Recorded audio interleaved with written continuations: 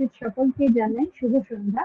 আমরা এবার স্টার্ট করব আমাদের ইউটিউব ব্রডকাস্ট। তারপরে solar.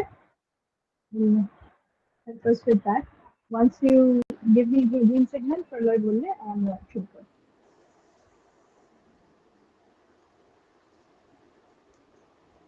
আমাদের colleague solar representative is helping us with it. ঠিক আছে, স্টার্ট করুন। আচ্ছা, ওকে।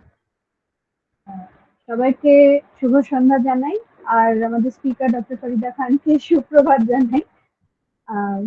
Today is World Environment Day. To mark this day, আমরা the nature and environment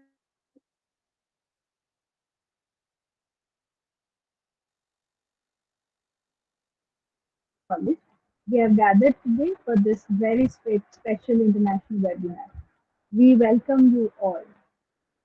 We have amongst us Professor Farida Khan, Professor of Economics, University of Colorado, Colorado Springs. She's our chief guest and our speaker today. সকলের তরফ থেকে স্বাগত জানাই doctor খানকে।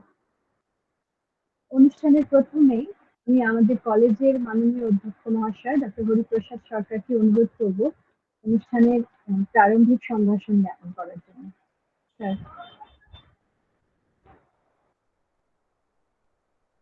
Good evening to all and good morning to our honorable speaker.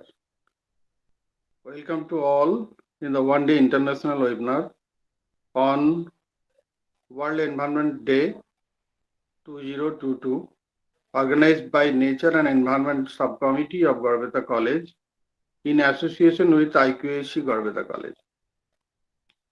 At the very outset, I take the opportunity to offer a hearty welcome to our honorable speaker, Professor Farida Khan, Professor of Economics, University of Colorado, Colorado Springs, USA. I'm very much thankful to the honorable speaker for sparing her most valuable time with us in spite of very busy schedule.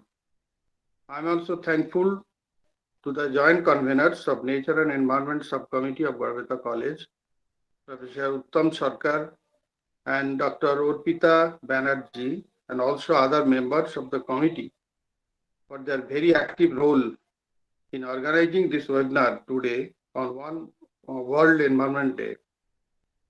My heartfelt thanks to Dr. Sushil Kumar Ghosh, Coordinator IQAC Garhbeta College, and Dr. Sajid Bishwas, Secretary Teachers Council, for their wholehearted cooperation and participation in this webinar.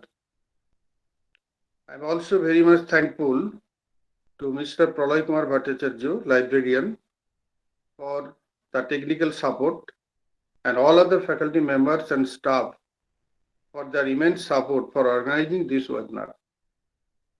My hearty welcome to the students of Garhbeta College and also other participants and guests from other institutions. World Environment Day is celebrated by millions of people across the world to protect our nature and environment for the benefit of mankind and all other living organisms on the earth, and also for their sustainable development. The theme of the World Environment Day of this year is "The Earth is Yours, Save It." The major significance includes the celebration of the World Environment Day helps us reconnect with the environment or nature in general. We tend to forget how much natural systems support our well-being, but we are part of the nature and we depend on it. This day helps us understand the need of sustainably manage our planet's resources and ecosystems. It provides us an opportunity to raise awareness that the physical environment is fragile and indispensable. The environment suffers immense pollution with contaminants and toxins.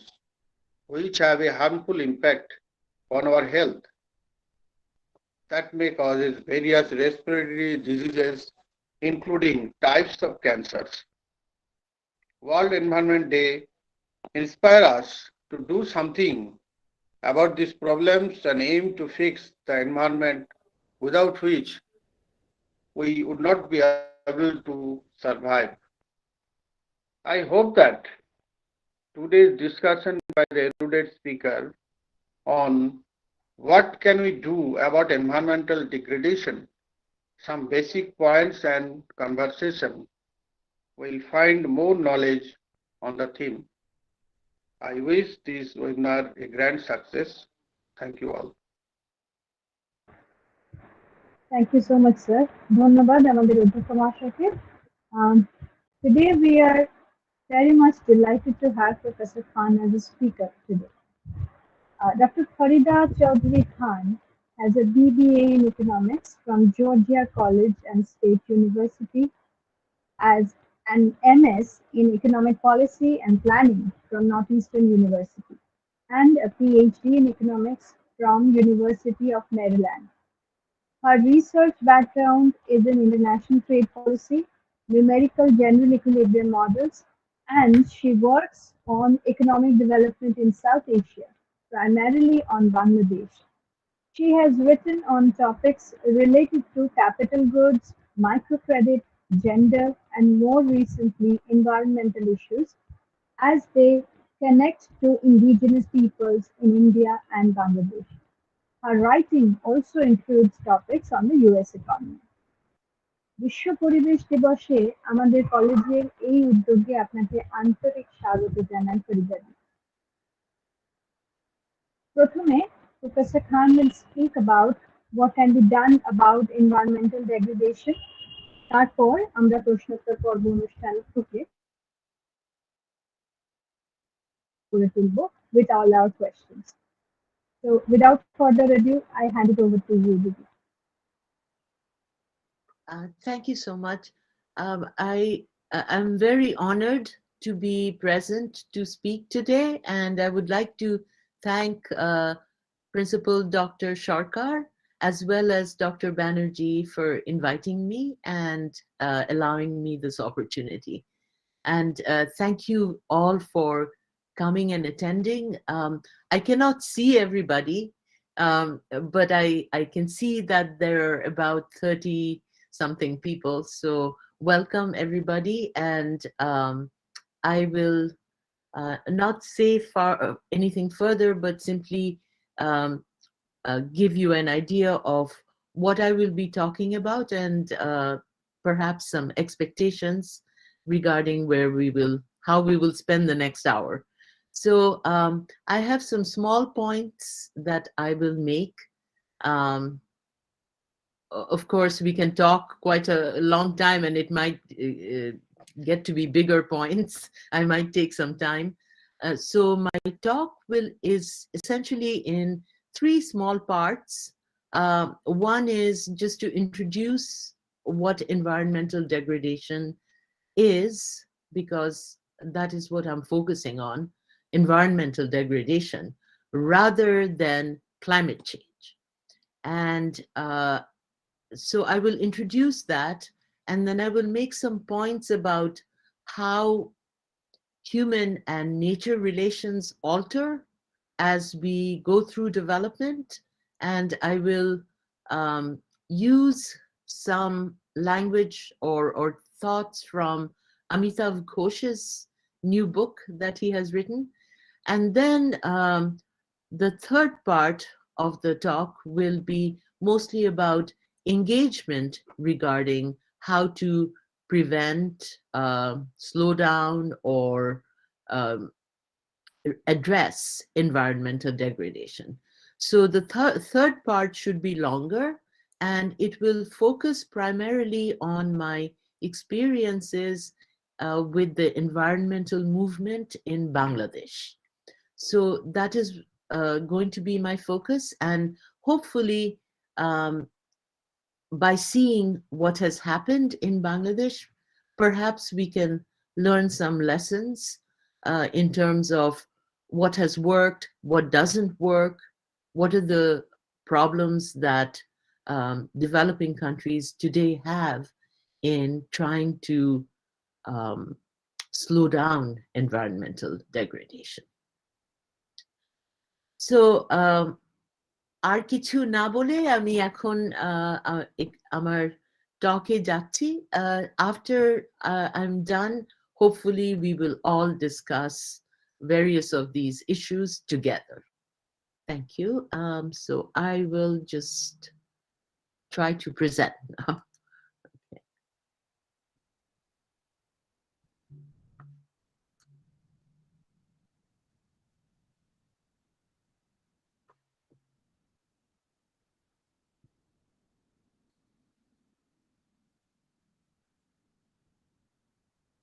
Are you able to see this? Yes, it's visible. And you can also hear me? হ্যাঁ, দেখা যাচ্ছে, আচ্ছা শোনা যাচ্ছে। আচ্ছা আর সাউন্ডটা ঠিক আছে? ঠিক আছে, পারফেক্ট। আচ্ছা ঠিক আছে তো তাহলে what I want to talk about today is what can we do about environmental degradation. So I want to make some basic points and then we can have a conversation. I cannot see anybody right now because all I can see is my presentation. So if you would like to interrupt me because I'm frozen or you can't hear properly or the sound should be increased, please interrupt. Thank you. So I will start by talking about the Sustainable Development Goals. The entire world right now, primarily developing countries, are going by the new United Nations Sustainable Development Goals. I want to talk a little bit about how they came about. So one thing is that I'm an economist and our study of economics in the developing world, primarily South Asia, is subservient to the goal of economic development. We primarily study economics so that we learn how to develop. And that is the reason I studied economics.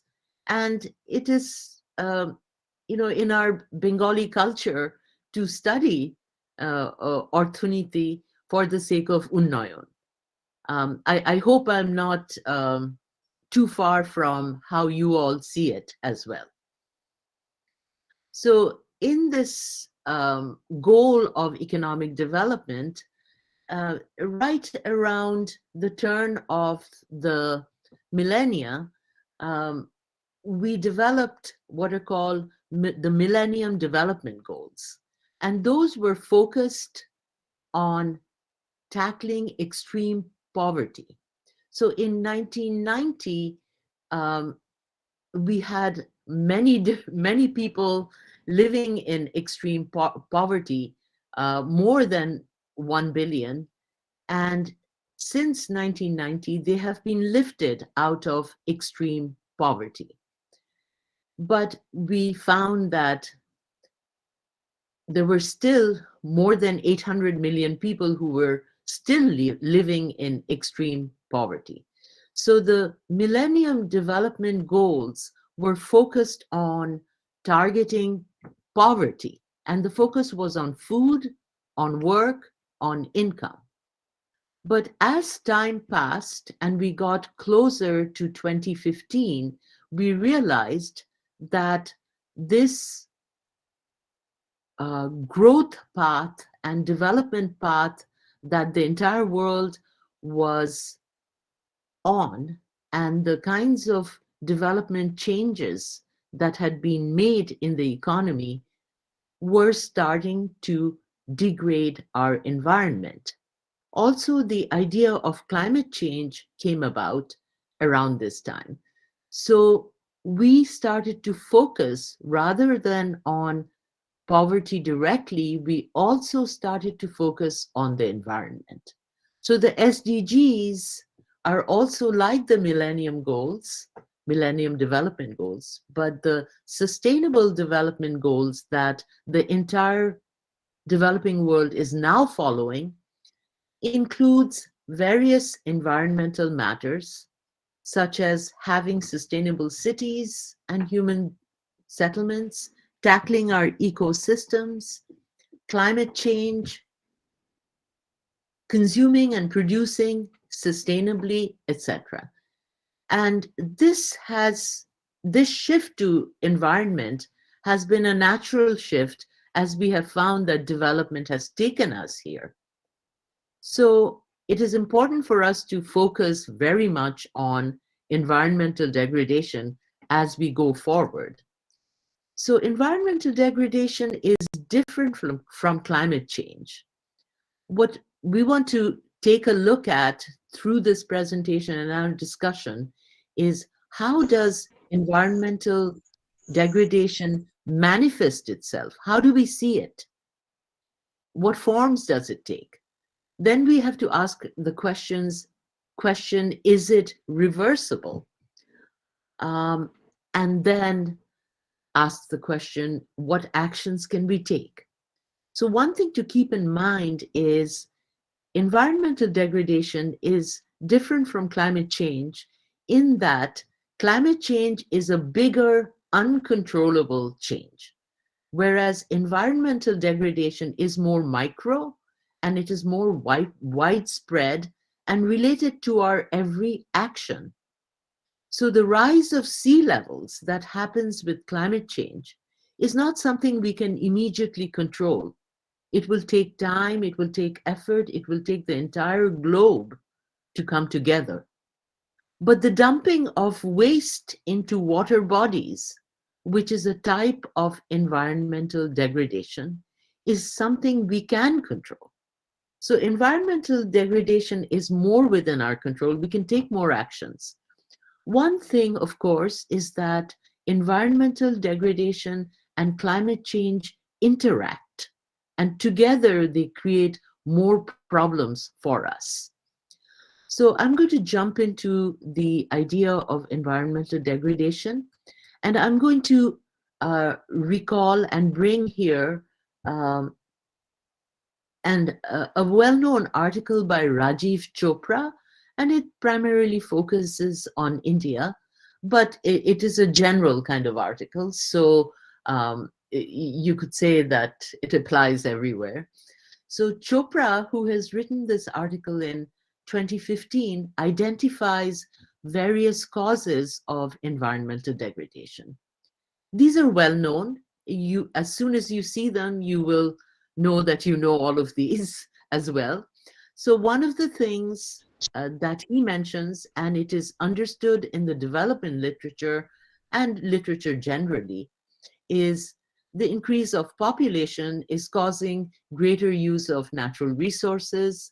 We have too much production of waste now, and we're having a difficulty and struggling to handle that production of waste because it's coming both from a population increase and from more resource increase as our incomes increase and we develop more. We find that there's a loss of biodiversity, whether it's flora or fauna. We find air and water pollution as well as increased pressure on the land. This is worsened by poverty, and those who are poor feel it even more. So because we have so much poverty, people must do things such as collect twigs and brush when they try to find fuel wood.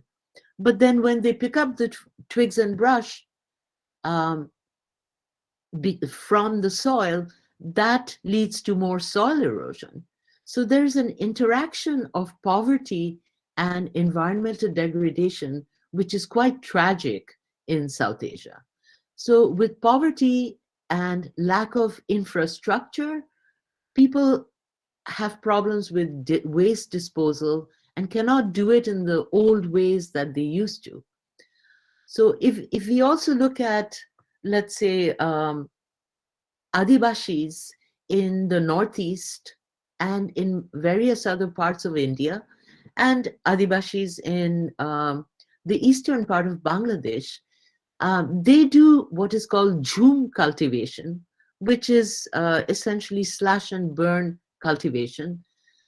And when there was sufficient land for them, this was not a problem. But now that the land is reducing, the jhum cultivation is creating further soil erosion. So poverty and, unfortunately, environmental degradation can go hand in hand. Then we have the problems of urbanization, because there's more resources used because of the density of living. We all need power, we need water, we need food to be transported, goods, we need our waste, again, disposed of. And this stress on resources is a cause of environmental degradation, and it's also an outcome of environmental degradation. Of course, we also have industry, and waste management in industry is an important consideration. In Bangladesh, as you will see, there are not good laws and good monitoring systems for this, and that causes an immense amount of degradation. Transportation industries can also accentuate this further. So in India, for instance, the petroleum and chemical-based industries are highly polluting, and they are responsible for a lot of the environmental degradation. Then we have land degradation itself, and it is said that up to 40% of the world's agricultural land is degraded. Land clearance is a problem. We do that for agriculture. Deforestation, depletion of soil nutrients because of agriculture, overgrazing, overgrafting, too much use of the water, which is leading to water erosion. So all of these have become intensified at this point as problems. However, when you hear all these things, you will think, but these are the normal outcomes of the improvement of living standards. It's just development. And development requires a specific relation of people to nature. When we develop, we need nature for that development. Nature is to be tamed and extracted for our living. We will get food produce from nature, we will get minerals from nature, we will get energy, so oil and gas from nature, all of these things. And we feed on those things. So we're essentially like babies who are constantly feeding on nature. And I want to bring in Amitav Ghosh's recent book called The Nutmeg's Curse, where he discusses colonialism as the beginning of this process on a global scale. And just to think about our relationship to nature and how it has altered with the process of development. So Ghosh says that human-nature relations have been altered by the influence of colonialism and the success of modern-day capitalism. So nature is no longer what it used to be. It is no longer alive. It is no longer a way to understand where we are in a place. So in previous generations, Amader Bap, Dada, Choddo Purush, they would talk about nature in terms of markers of places, such as Bortola or Pukurpare, but that has changed. We no longer refer to nature as the marker of where we are. We have altered nature to make it a resource that provides us utility and an ability to consume. Ghosh calls this terraforming, changing the land and its relation to humans to serve humans. So now when we see the land, we see it as empty, virgin, needing to be transformed into a resource. Those who do not recognize these uses of land, meaning those who are still thinking of nature as a place, in other words, people in rural areas, these people need development training. So, for instance, we've had the Green Revolution to train people how to grow things, how to get the most out of the land and out of nature. And the justification for that is that we don't produce enough food to feed everybody. I mean, you all know quite well that the Green Revolution has made a huge change in our hunger problem. However, it has also had many implications for environmental degradation. So Ghosh says that part of this shift that we've had is also related to the shift from commonly owned land to private property. So private property goes hand in hand with development. And places which used to be sacred, which used to define where we are from, no longer have those kinds of meaning. They have become more our property and things we can use. This is also connected to inequality. So just like the extraction of the surplus of food by landowners, rurals, colonials, today in the market, the distribution of food through the market ensures that those who can pay more receive the food, and any shortage of the food is borne by the poor. The problem is not just that we don't supply enough, it is also how the food is priced and who it is available for, and the distribution. So during times of crisis, we see hunger problems arise, as during COVID-19, and the food is supplied to those who can pay. For those who cannot pay, they must rely on what is called safety nets. So there must be some kind of public provision of food, or charity, or NGOs, or something must come in so that the poor are provided for, as though somehow they are not actually entitled to the food, but then we must give it to them in charity. So this connection of poverty and inequality to development is not accidental, it is structural. And Ghosh talks about a poem by Tennyson. We all are familiar with many English poems.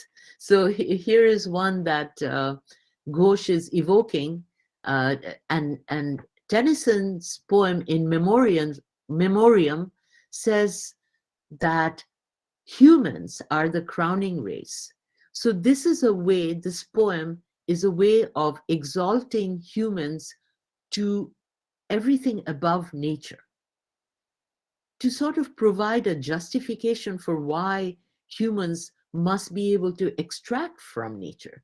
So the poem says, as you can see, oh, humans are the crowning race who throve and branch from clime to clime, the herald of a higher race. So we are somehow closer to God, or closer to higher beings. And it falls upon us to move upward, working out the beast and letting the ape and tiger die. So it's as though we should be using the ape and the tiger for our purposes. This is the mentality that lets animals die or become sources of utility for man. It is also the mentality that exterminates lower races, those outside the fold of acceptability, including indigenous peoples. This is the mentality that the colonials used to relate to a place, that the place should serve them. And by over focusing on growth and development, we who have inherited our countries finally are essentially doing the same thing. So Amitav Ghosh then says, well, nature is not going to just take this line down, nature will strike back. So the way that nature has been striking back is manifest to us in recent times. We have seen the Aila, the Fani, the Bulbul, the Amphan. We see worsening droughts during the winter, and in, of course, many parts of South Asia. We see floods and tidal waves increasing more. We see wildfires. I live in Colorado. Colorado and California has had the worst wildfires in history for the last 2 years. We are all feeling temperature variations. We don't know when it'll be hot, when it'll be cold. We have disrupted, delayed monsoon, and that is going to always require even more technology to and more water and irrigation and other methods because of these inability to rely on nature as we used to. So the worse the natural situation gets, the more our need for technology. We're also seeing water crisis throughout South Asia. So for instance, the pollution of India's rivers is something that has become a very important topic. And the problems that many cities such as New Delhi, Bengaluru, Hyderabad, Chennai are facing with water is also something that is on the media often and discussed. So, these are some of the results that of what we have done. So our question might be, what can we do about this? So Western consumers, are people who apparently do something about environmental degradation. They're very mindful of waste, they recycle. However, they do have new technologies and systems in place to reduce waste production. They have taken up what is called green consumption. They will not buy just about anything. They're mindful of what they buy, not just how they dispose of what they buy.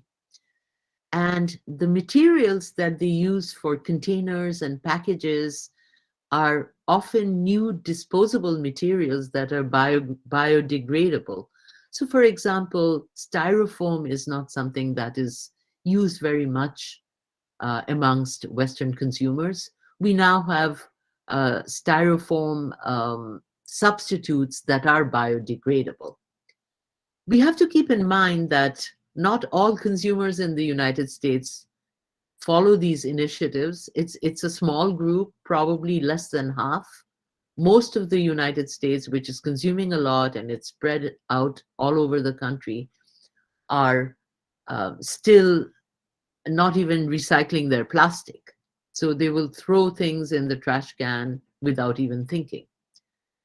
So in developing countries, of course, consumption is at a much lower rate, but production and consumption methods are not very green because we do not have the technologies in developing countries to do this kind of sustainable consumption. A lot of the manufacturing production is located in developing countries. So there's also a wedge between production, which happens in developing countries, and consumption, which happens more in Western countries. That should also be taken into consideration.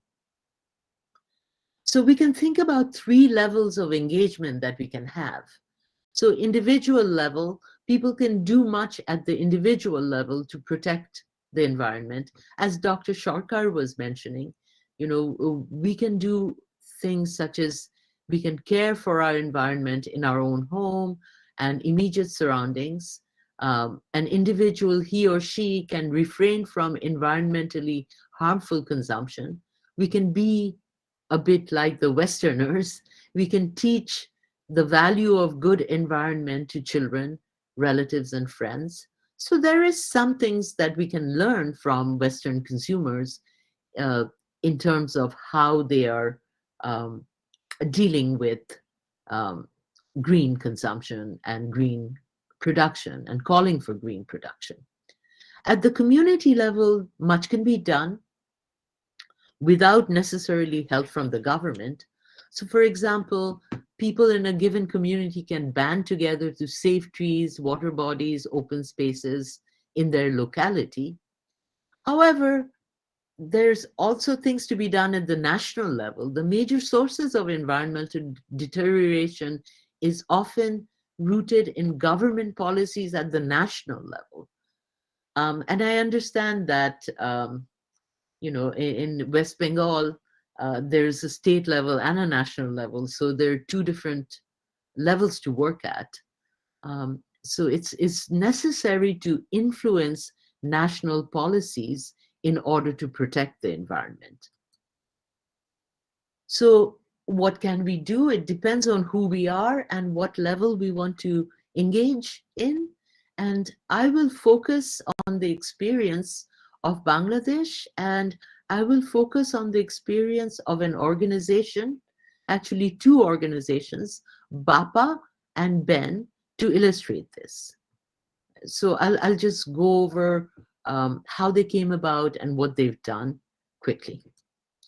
So in Bangladesh, the density of population in Bangladesh as a result of the two partitions that we have had in 1947 and 71 has created an inability of people to move in the same way as before. So they cannot leave the national boundary anymore. And this has, of course, accelerated environmental degradation. As you might know, the population of Bangladesh was about 70 million in 1971, and now it is probably 170 or 180 million. So, it has more than doubled. It's closer to tripling. So this combined with the early years of economic reform in the 1980s created highly polluting urban growth and industrialization in Bangladesh, which was a large burden on the fragile environment of Bangladesh, which is already full of people. So in the 1980s, as environmental degradation began to occur, the initial response to this deterioration was limited to government circles and non-government and environment-related consultancy organizations. So people didn't really think about this. Only the policymakers had some sense of this. And this was prompted to a large extent by foreign stimuli. So if foreigners who worked with the government, NGOs, other organizations came there, they remarked on what was going on as far as environmental degradation. But people did not recognize it as well at the beginning. By 1990s, people did recognize it, and there was a civic environmental movement that began, and it was solidified with the formation of BEN. BEN is Bangladesh Environmental Network, and BAPA. BAPA is Bangladesh Poribesh Andolon. BEN is located abroad and BAPA is located in Bangladesh. So we can show the theory of behind this change in the environmental movement in Bangladesh with the simple idea of what we call an environmental Kuznets curve. If you're an economist, you're probably familiar with this, and you may be familiar, but I will just show you what this is. The environmental Kuznets curve basically says as we grow and our standard of living increases, so on this horizontal axis, we're looking at per capita income or the standard of living. So as that increases, pollution will first increase. So look at this top curve. As we develop and grow, pollution will increase. And then it will reach a critical limit after which we will not accept it, and we will do things about it, and then we will find that pollution starts to fall as we get rich enough. So where did this idea come from? Well, if you look at the extent of pollution in the world and countries by their income, you will find that poor countries have rising pollution and richer countries have falling pollution. If you track a country over time, you will also find this kind of a curve. The point is, though, need we have such a high level of pollution, and need we reach this very high level of pollution before we fall? Can't we do some things when we are increasing our per capita income? Can't we take actions such that this entire curve shifts down so that we have lower pollution for every level of income? তো আমরা যা বলছি যে আমরা যদি কিছু করতে পারি পলিউশন সম্বন্ধে, তাহলে as we grow even at low income levels হয়তো আমাদের অত পলিউশন হতে হবে না. So what causes this shift of this curve? Good policies, green policies, resistance to pollution. So understanding this, let's go back to the environmental movement in Bangladesh. As we said, many of the initial activities were donor driven. They were done by NGOs, they were done by foreigners, they were not citizen initiatives. But realizing that environmental degradation was beyond acceptable limits, a domestic pro-environmental group called Porosh, Poribesh Raksha Shopoth, formed. And it focused on a simple thing such as halting the cutting of trees in Osmani Uddayan, which is very important for us because that is where Sheikh Mujib gave his speech about the formation of Bangladesh, and it's near Dhaka University. So there we had lovely Krishnachura Ghats. Those Krishnachura Ghats were all getting cut down. And a movement occurred to stop this. And that was the very first movement that was an environmental movement done by citizens. And this was done in the 80s. This attracted non-resident Bangladeshis, NRBs, to join this kind of collective action. So in 1998, Bangladesh Environmental Network was formed, and BAPA, which is the domestic counterpart of BEN, which is called Bangladesh Poribesh Andolon, was formed. So please note that this is a two-structured organization. And sorry about that. So BEN and BAPA also works with other organizations such as Bangladesh Environmental Lawyers Association to look at policies and laws and formulate new ones. The BEN-BAPA model is the following. There are NRB experts in BEN, so there are engineers, scientists in many different countries, such as the US, Australia, Japan, Germany, all of which these countries have a chapter of BEN, or Bangladesh Environmental Network. And these experts have different topics on which they are good at. So we have experts on rivers, forests, climate change, flood action, urban pollution, industrial pollution. I am on the panel for Adibashis, for instance. Also, the environmental network raises funds. So we contribute to funds and raise enough money, and then we send that to BAPA, Bangladesh Poribesh Andolon, in Dhaka. In Dhaka, all of the on-the-ground activities are done. What kind of activities?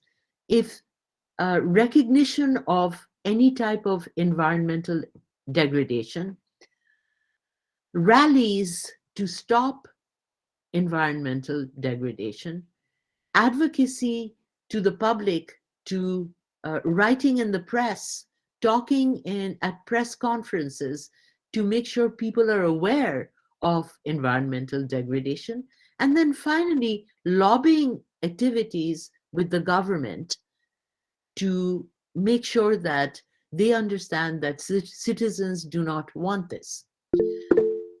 Every year, we have conferences in Dhaka where we have two different strands. One is expert sessions to talk about environmental degradation, and practice sessions to talk about what is being done about environmental degradation. The rules of engagement that we have are there's broad unity. We have many organizations with us. We have resident Bengali, non-resident Bengali cooperation. We have financial self-reliance. We do not want to be part of any donor organization or have to account for our activities to anybody. There is volunteer spirit amongst everybody who does this. An important thing is that the movement is non-partisan. We have to stay away from party politics so that we can appeal to people of all parties so that we can be successful. There is consensus decision making. We do not have division and vote. We always take one decision together. We operate at the national level for lobbying because in Bangladesh that works better rather than the local level. So it is important for us to be Dhaka centered so that we can take those decisions at the national level and then pressure the local level. We're also forward looking.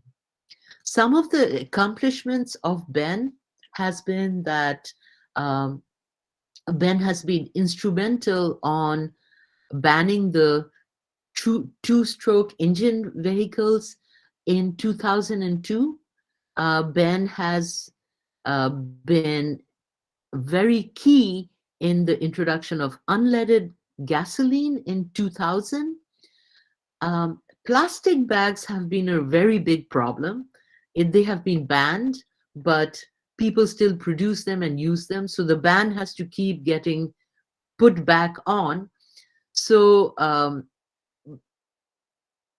Ben was helpful in banning plastic bags back in 2001, but that keeps going on.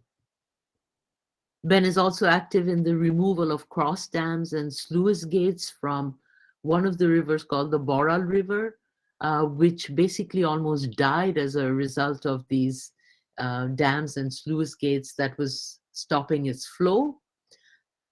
Ben is more and more focused on rivers as the rivers are shrinking or dying.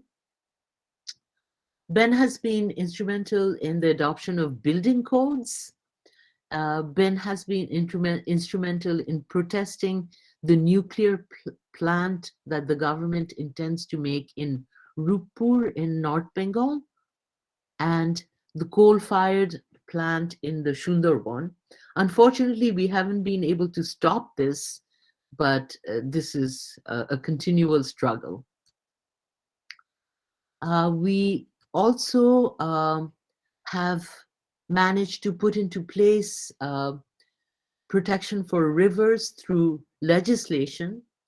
We have plans to dredge the Buriganga River. We will not do it ourselves. We are pressuring to have it dredged to remove all of the pollution from the bed of the Buriganga River. And also we have influenced the government to make a river task force and a national commission on the protection of rivers.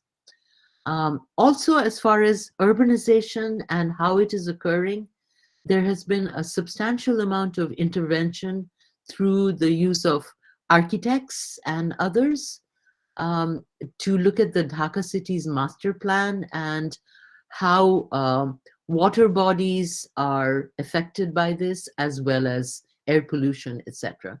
We also have a youth movement. It is called Green Voice, and they work all over the country for advocacy and assistance. There's also been work done on industry, so making sure that treatment plants are put into place, removal of tanneries from the city of Dhaka to outside. Unfortunately, this has also affected other rivers, and one of the rivers called the Kaligonga is now starting to be polluted as well. We are trying to bring about a ban on industries in forest areas. Um, Long ago, in the late 90s,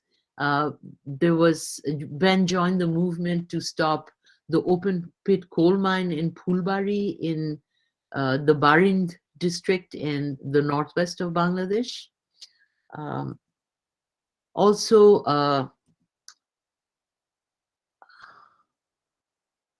the use of coal instead of wood for brick manufacturing, and also making chimneys taller than they were. So many different things. As you can see, I've only touched on some, and I've kept my scope somewhat small. So essentially, much remains to be done. We see that the landscape in Bangladesh is completely changed. There are hardly any forest land anymore. I think our forest area now is said to be about 4% of the land, but it's actually even less probably. We find that foreign companies bring in projects that lead to more money making for some people, but the destruction of habitat and disruption of subsistence production activities for the poor, as well as for indigenous populations. Also, one problem that we have is development is very centered in Dhaka and also now in Chittagong, probably increasingly in Khulna. We're trying to bring about a decentralization of development to reduce this kind of urbanization.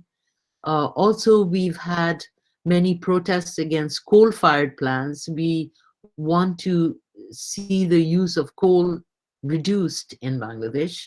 So one thing we have succeeded in is regarding 12 to 13 plants, 6 of them are not going to be built anymore. The government has agreed not to build them, and 6 more will be converted to gas. However, this has led to Ben being seen as anti-development because, of course, everybody wants power and they want, the immediate way that you can have power would be to have coal. So I'm just going to go back to the first thing that the environmental movement started with was the tree felling. Unfortunately, we're still struggling with that because the Dhaka Development Project proposal is building walkways in that same Usmani Uddayan that I was talking about, and they want to fell more trees. And the law says that no more than 9% of parks can be structures.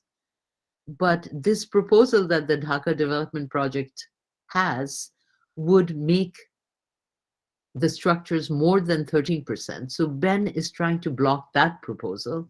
But the struggle continues. Every time we do one thing, another thing happens. So we must never be disheartened. We must always go on because the struggle is always continual. আমি এটা বলে এখন শেষ করছি এবং আপনাদের আলোচনায় যেতে চাচ্ছি। থ্যাংক ইউ সো মাচ ফরিদাদি। ডক্টর খানকে অনেক অনেক ধন্যবাদ। অনেক গুলো প্রশ্ন জাগিয়ে দেওয়ার জন্য, রেজ করে দেওয়ার জন্য। আমরা এবারে প্রশ্নোত্তর পর্বে যাব, যেটা আমাদের colleague doctor Sheikh Shahnawaz Alam conduct করবেন।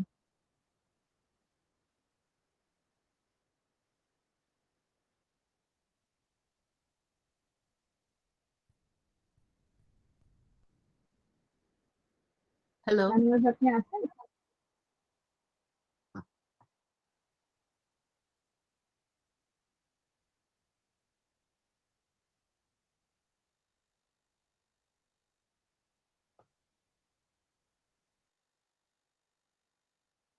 আহ, আপনি ম্যাম শোনা যাচ্ছে? শোনা যাচ্ছে। ডক্টর আলম, শুভ সন্ধ্যা সকলকে। বিশ্ব পরিবেশ দিবসের আন্তরিক শুভেচ্ছা ও অভিনন্দন জানাই। আজ থেকে ঠিক 50 বছর আগে 1972 সালে এই দিবসটি বিশ্বব্যাপী প্রথম উদ্যোগ নেওয়া হয়েছিল বিশ্ব পরিবেশ দিবস পালন করার জন্য। যদিও অনুষ্ঠানটি 1974 সাল থেকে প্রথম প্রচলন করা হয় রাষ্ট্রসংঘের উদ্যোগে। এবছর বিশ্ব পরিবেশ দিবসের থিমটাই হচ্ছে, বিষয় বা থিম হলো we have only one earth, let's take care of it. আমাদের একটাই পৃথিবী, এসো আমরা একে যত্ন করি। তো আমি আর কথা না বাড়িয়ে আমি আজ বক্তার মানে আমাদের ফরিদা ম্যাম যে বক্তব্য রেখেছে তার রেসপেক্টই যদি কাউরির কোয়ারি থাকে তো আমি তাদেরকে বলবো, মানে সম্মানীয় যারা শ্রোতা প্লাস দর্শক তাদের বলবো যে তারা মিউট করে ম্যামকে কোশ্চেন করতে পারেন অথবা চ্যাট বক্সে কোশ্চেন লিখতে পারেন, আমি ওটা ম্যামকে করে দিতে পারি। তো আমি সম্মানীয় দর্শক এবং আমার শ্রোতা যারা আছেন, মানে এই ওয়েবিনার শুনছেন, আমার কলেজের কলিগ, আমার ছাত্র বা অন্যান্য কলেজের অধ্যাপক ছাত্ররাও তারাও কোশ্চেন করতে পারে। যদি কমফোর্টেবল হয় বাংলায় করতে তো বাংলায় করতে পারে। তো প্লিজ।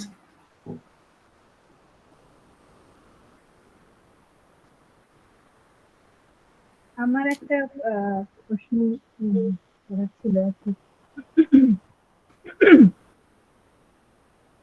বলবো? বলুন। হ্যাঁ হ্যাঁ ma'am.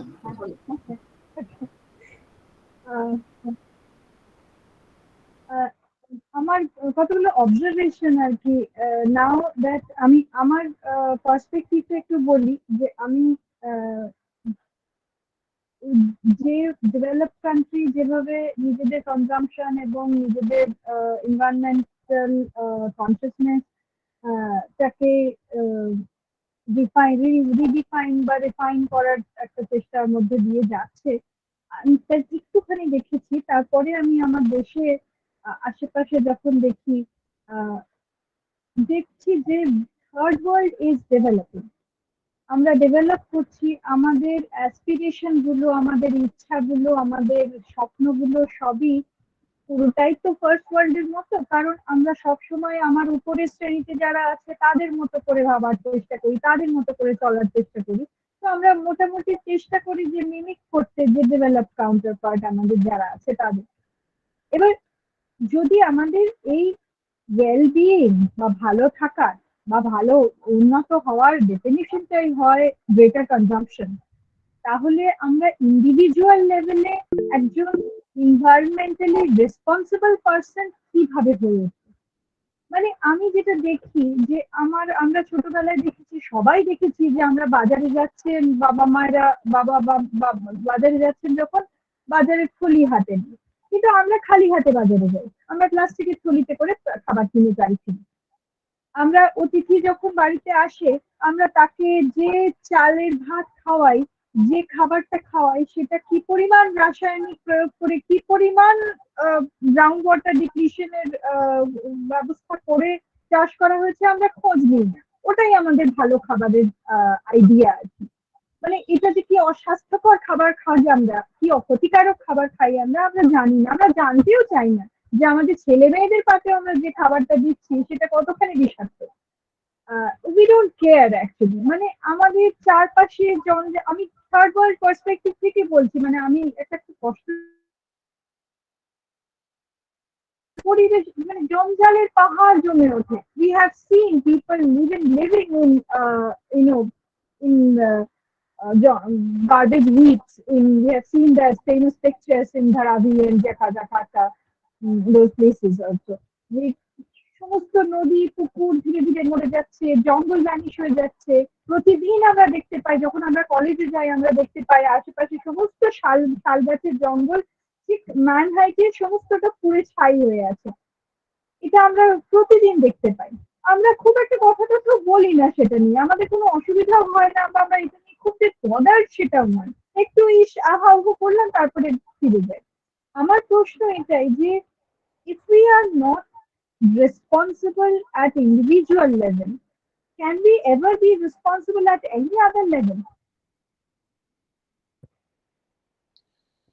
Um, i- okay, so firstly, it is a very difficult thing for us to be responsible at the individual level because all of the incentives at the individual level are to um, appear more wealthy, appear more, um, you know, as you said, there's an aspiration that we should be more like Western people. So we're all educating ourselves to become a certain type of people. I mean, the way that we will talk, আমরা ইংরেজিতে পড়ি, আমরা science শিখি, আমরা higher education করি, ইত্যাদি, to become a certain type of people. And ওই ধরনের মানুষরা জীবনযাপন করে, they have a certain lifestyle that goes hand in hand with that aspiration. So unless our entire aspiration alters, then we will remain somewhat colonized, as you are saying, and we will simply mimic. And, another way to do this is to jump and go to the level that the West is at right now. The West is saying যে আমরা অনেক বেশি ক্ষতি করছি আমাদের environment-কে, সুতরাং আমাদের লাইফস্টাইলটাই বদলাতে হবে। তো আমরা সেটা দেখে হয়তো লাইফস্টাইলটা এখন থেকেই বদলাতে পারি। We don't have to go through all of their stages. এখনই যদি বদলিয়ে ফেলি তাহলে হয়তো কাজ হবে। যেমন একটা সাধারণ এক্সাম্পল দিই যে আমরা যখন ফোন কানেক্টিভিটির কথা বলি, first we don't have a phone, then we have a landline, and we have all of these distribution of communication, the infrastructure that we have to make all through the country, and that's very polluting. Then the third stage is we go to smartphones, and that doesn't need that same kind of infrastructure. It does need infrastructure, but it is less polluting. It is more green. So if we could jump from no phone to cell phone, we have bypassed all of the other environmentally damaging things. So there are two ways we could do this, but the thing is, who do we want to be? Do we want to be like the United States? আমরা তো দেখি যে চায়নাতে consumption অনেক বেড়ে গেছে, এবং Chinese consumption is very focused on being like the United States. এখন যদি ইন্ডিয়াও তাই করে, তাহলে আমাদের পৃথিবীতে কত 2 বিলিয়ন 2.5 বিলিয়ন লোক এন্টার করবে যারা হাই কনজাম্পশন। এটা কি সম্ভব হবে? এবং পৃথিবীর অবস্থা কি হবে? আমি কিন্তু দেখতে পাচ্ছি যে এখানে পৃথ্বী শ্যাক বলে একজন, উনি বোধহয় ওনার হাত উঁচু করেছেন। পৃথ্বী স্যার কোশ্চেন করবেন।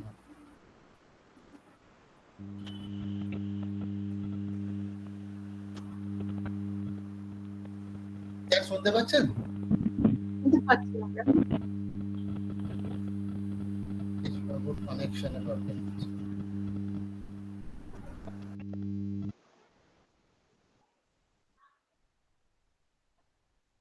হ্যালো, শোনা যাচ্ছে স্যার? বলুন।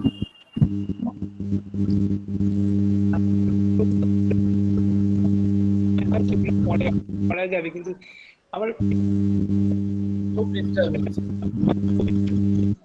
শোনা যাচ্ছে না।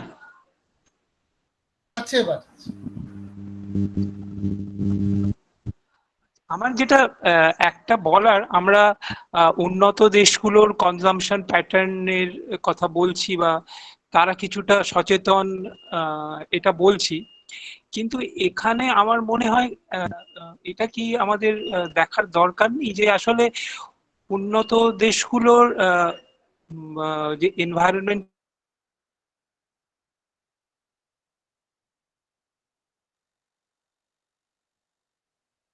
বড় কারণ কি এটা নয় যে আমাদের ম্যানুফ্যাকচারিং যে বেসটা সেটা আসলে আমাদের মতো ডেভেলপিং কান্ট্রিতে শিফট করে গেছে, অর্থাৎ চায়নাতে শিফট করে গেছে বা অন্য সাউথ এশিয়ান কান্ট্রিগুলোতে বিভিন্ন দেশে শিফট করে গেছে, যার ফলে ও দেশের লোকেরা যে কনজামশনটা করছে তার একটা বড় অংশ কিন্তু উৎপাদন হচ্ছে কিন্তু এইসব দেশগুলোতে, অর্থাৎ চায়নাতে হচ্ছে বা অন্য দেশে হচ্ছে, যাদের মানে অ্যাপারেন্টলি মনে হচ্ছে যে ওখানের ওদের ডিগ্রেডেশনটা একটু কমেছে, কিন্তু আসলে যদি আমরা ওই পার্সপেক্টিভটা ধরি তাহলে কি ওভারঅল আমরা কতটা খুব ভালো একটা ছবি দেখতে পাবো। এটা এক নম্বর।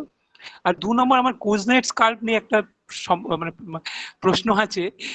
এখন দেখুন আমরা যখন কুজনেটস কার্ভ বলছি তখন আমার মনে হয় আমরা মানে একেবারেই খুব মানে মনুষ্য কেন্দ্রিক ব্যাপারটা, যেমন অ্যানথ্রোপোসিন এটা কিন্তু ফোকাস হচ্ছে। যেমন ধরুন আমরা বলছি যে একটা ক্রিটিক্যাল পয়েন্টে পৌঁছাচ্ছি এবং পলিউশনের সাথে পার ক্যাপিটা ইনকামের একটা সম্পর্ক আছে, একটা ক্রিটিক্যাল পয়েন্টে যাচ্ছি। অ্যাকচুয়ালি ক্রিটিক্যাল পয়েন্টের পৌঁছানোর পর থেকে পলিউশনটা কমছে, আমরা যদি এটা ধরেও নিই। ক্রিটিক্যাল পয়েন্টে পৌঁছানো অবধি বা ক্রিটিক্যাল পয়েন্ট যেতে গিয়ে আমরা কি অন্য প্রজাতি বিলুপ্তি করিনি? অর্থাৎ কি কি প্রজাতিকে আমরা হারিয়েছি?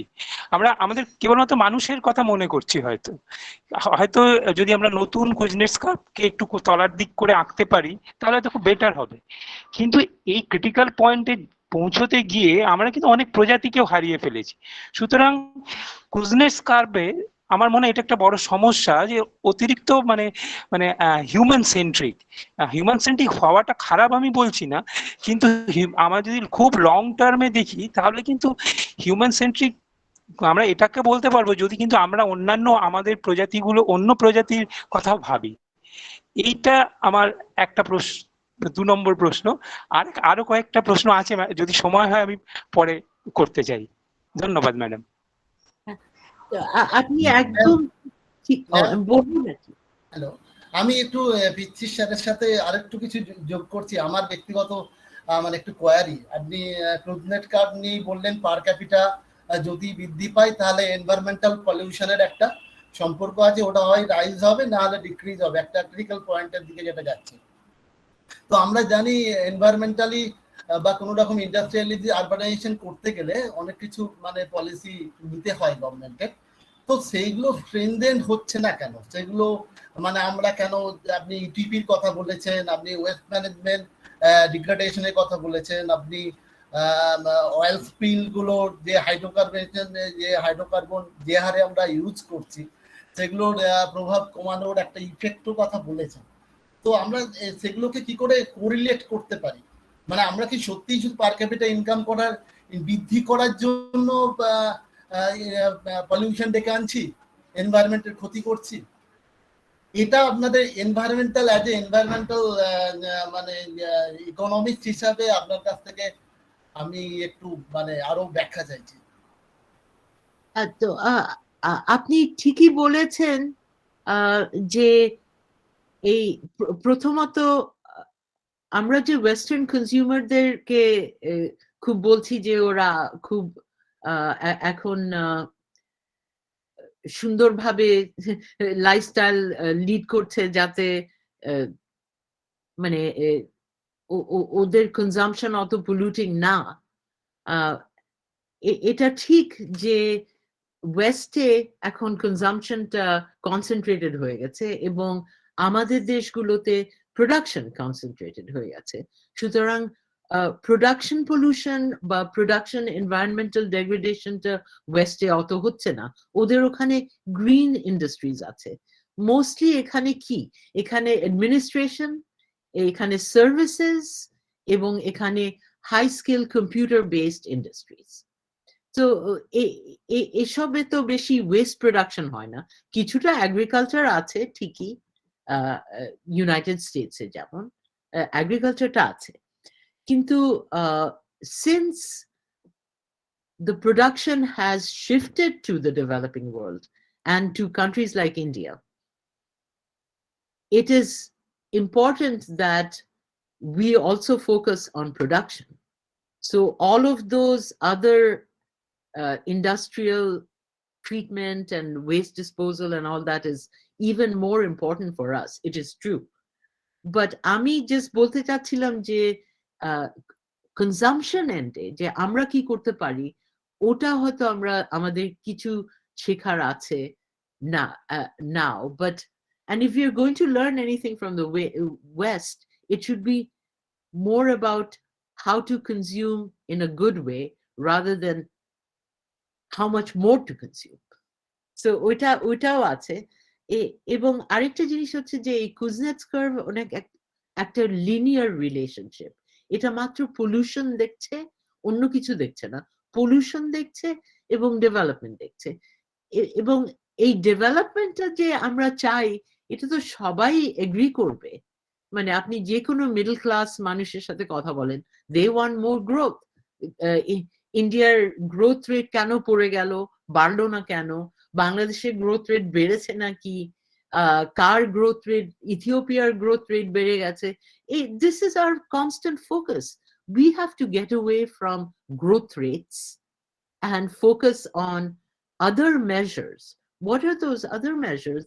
Measures of biodiversity, measures of pollution aversion. এইসব ধরনের measures কিন্তু খুব একটা নেওয়া হয় না, কিন্তু আজকাল নেওয়া হচ্ছে যেহেতু কিছুটা প্রেশার পড়েছে and we are doing the sustainable developing goals. So some of these measures are starting to be collected. They need to be collected more at the local level. So আমরা আমাদেরটা ঠিক রাখতে পারি, দেখতে পারি, we can track it over time যে কি হচ্ছে. So these are the initiatives we need to make. You know, as academics, we should be doing more research on these things. We should be measuring more. We should be taking our students to do these kinds of projects with us, for instance. আমি এতটুকুই বলি। Ma'am, আমি আমার স্টুডেন্টদের কাছ থেকেও কিছু question চাইছি, তারা যদি কোশ্চেন চ্যাট বক্সেও লিখতে পারে তাহলে বেটার হয়। এই ধরনের প্রোগ্রামে স্টুডেন্টদের ইন্টারাকশনটাই সবচেয়ে বেশি আমাদের কাছে প্রয়োজন। তো আমি আমার ছাত্রছাত্রীদের বলবো, তোমরা যদি মানে কোশ্চেন নাও বলতে পারো তো চ্যাট বক্সে লিখতে পারো, বা এনি আদার পারসন, আমার অন্যান্য কলিগ বা অন্যান্য টিচার যারা আছেন, ছাত্রছাত্রী আছে, তারাও লিখতে পারে। আরেকটা জিনিস হলো যে সবার জন্য হয়তো কিছু কিছু ইস্যুস আরো বেশি গুরুতর হয়ে দাঁড়াবে। So you know, each student could be focused on one thing. যে হয়তো কেউ they're interested in urban pollution. Maybe they are interested in dredging water bodies within the urban areas. Maybe some are interested in the rural urban connection. বিভিন্ন মানুষের বিভিন্ন interest থাকে। তো an environmental club can also have different groups like that, where if some students can come together and work on certain issues. Exactly, ma'am.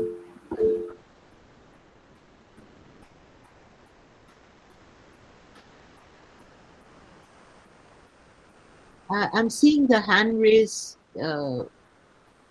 by somebody. কিছু hand raise আছে ওখানে, আপনারা দেখতে পাচ্ছেন নাকি? ম্যাম দেখতে পাচ্ছি, মানে পিতৃ স্যার আছেন আর অর্পিতা ম্যাম আছেন। এটা কি সাথে দেখা you have a question? আমি দুটো হ্যান্ড রেজ দেখতে পাচ্ছি, তাই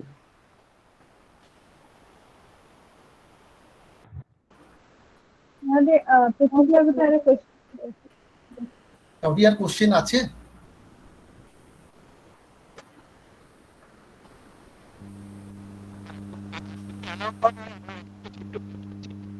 আচ্ছা বলুন।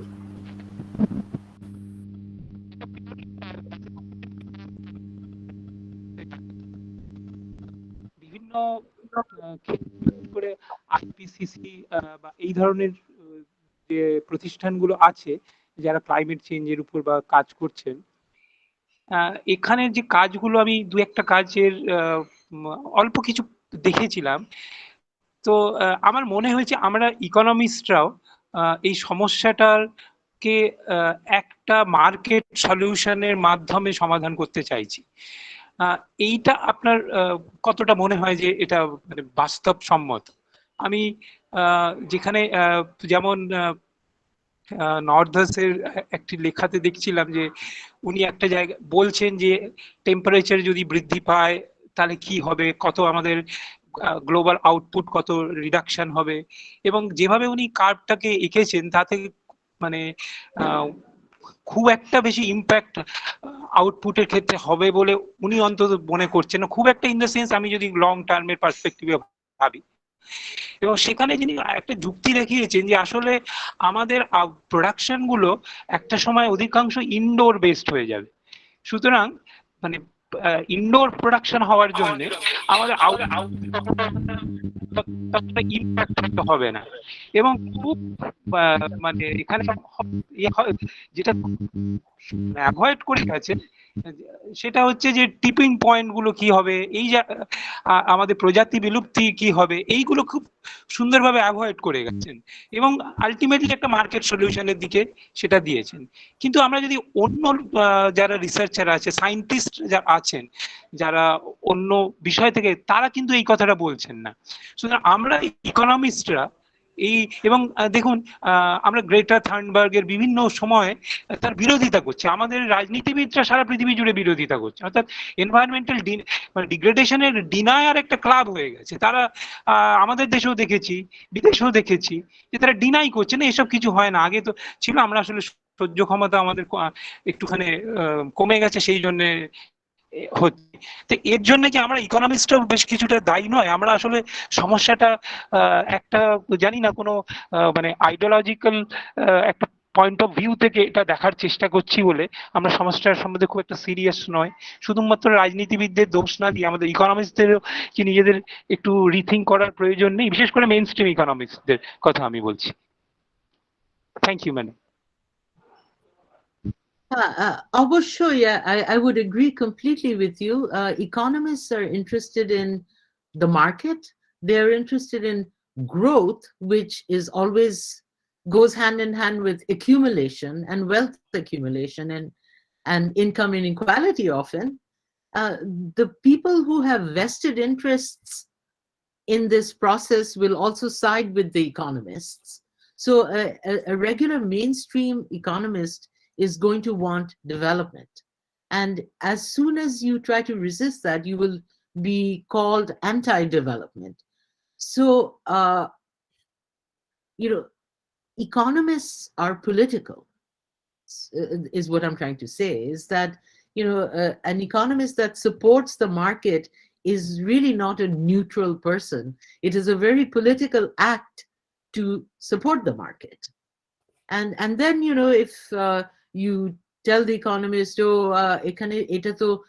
it will lead to more inequality, তখন the economist will say, তাহলে আমরা কিছু taxation or transfer করে নি, and that will fix matters, or let's provide some safety nets, some transfer that will fix the matter. But the entire process itself, as you have said, is anthropomorphic. It is about benefiting humans and not all humans. So, and Amitav Ghosh has rightly looked at this in the correct way. And this is connected back to, if you look at our history, we can even go before the British to Mughal times, when a little bit of, the kings used to go to the forest to hunt. I mean, ওটা তো সবসময় ছিল, but once we have capitalism and industrialization, and that happened with the British, that is when, this process starts to accelerate.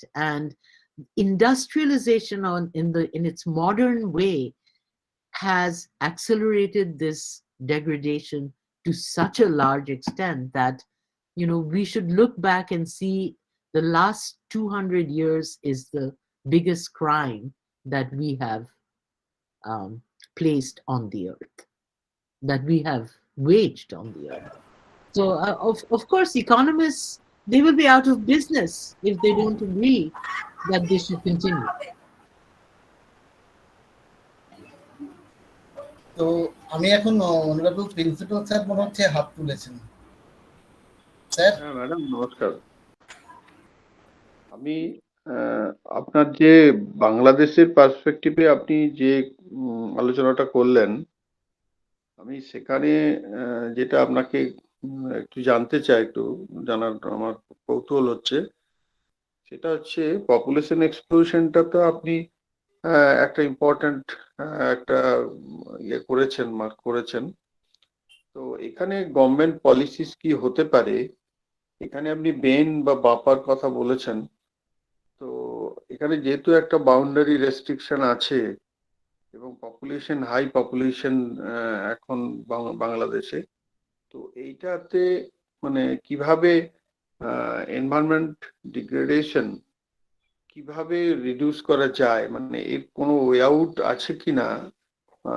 আমি জানতে চাইছি যে এখানে personal লেভেলে যদি কনসিয়াসনেস বাড়ানো যায় without any certain government formulating government policies, কিভাবে এই এই প্রবলেমটাকে রিডিউস করা যেতে পারে, স্পেশালি ইন বাংলাদেশ। যেটা আপনি শুরুতেই বলেছেন, এটা আমিও ফিল করেছিলাম যে এখানে যেহেতু একটা খুব রেস্ট্রিক্টেড এরিয়া, রেস্ট্রিকশন আছে এবং পপুলেশনটা কিন্তু হাইলি, মানে পপুলেশন এক্সপ্লোশনটা খুবই হাই। তো এইটা একটা মানে আমার কৌতূহল যে এখানে বেন বা বাপা ওরা কিভাবে কাজ করে এইটাকে রেস্ট্রিকশন করতে পারে, এটা আমার একটা জানার আগ্রহ আছে।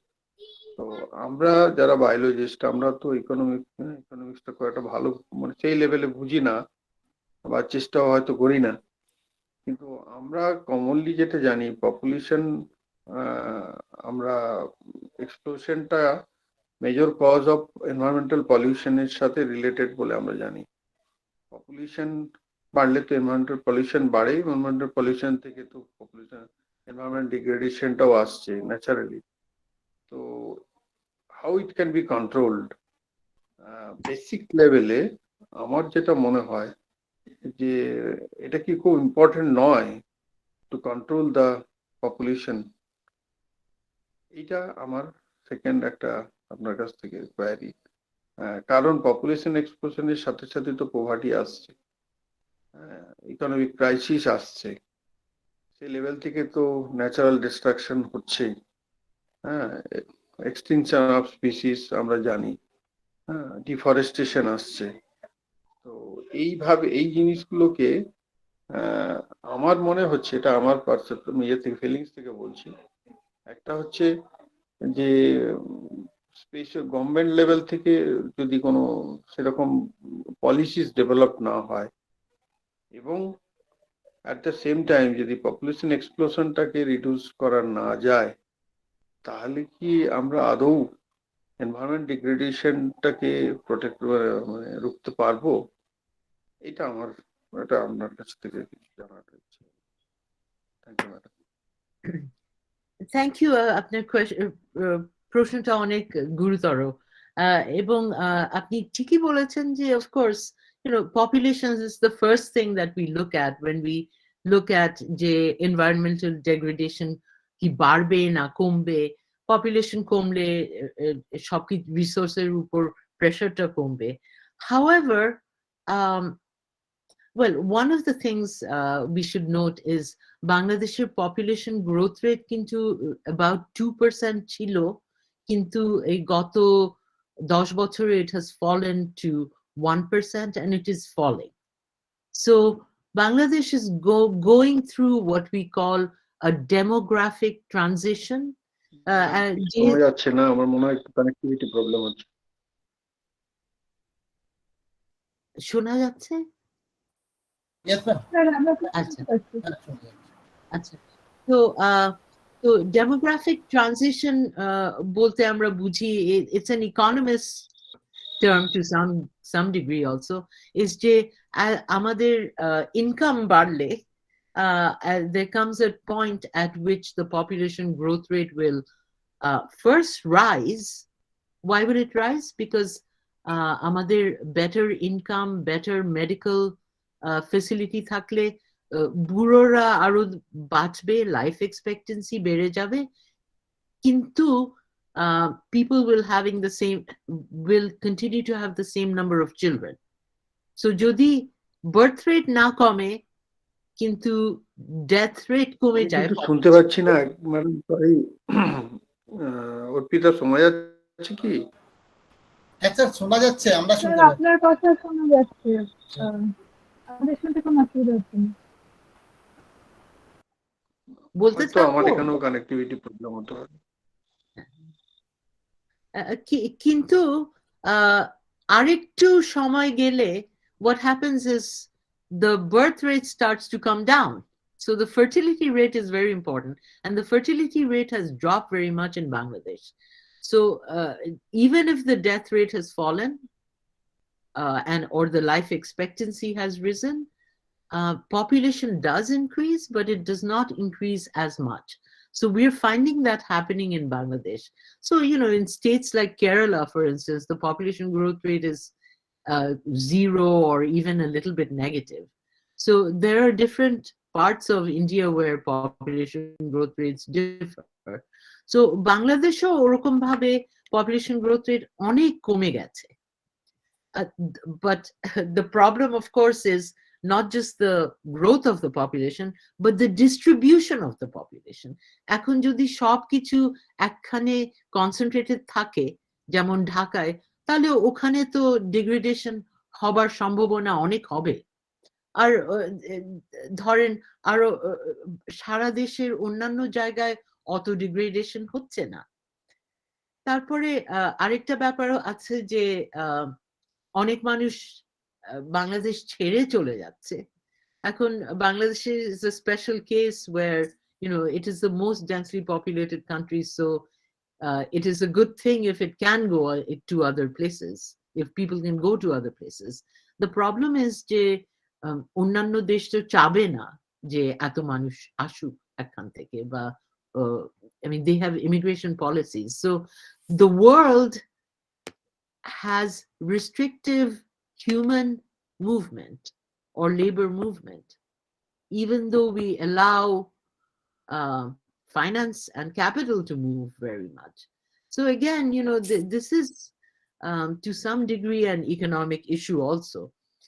তারপরে so আপনি যা বলছেন কিভাবে এগুলো সম্ভব, তো আমরা দেখতে পারি কি হয়েছে এবং ওখান থেকে শিখতে পারি। যেমন ডিসেন্ট্রালাইজেশন একটা কথা আমরা বলছি, তো to move people away from the city and allow more green livelihoods in other places. Is this possible? It's a struggle.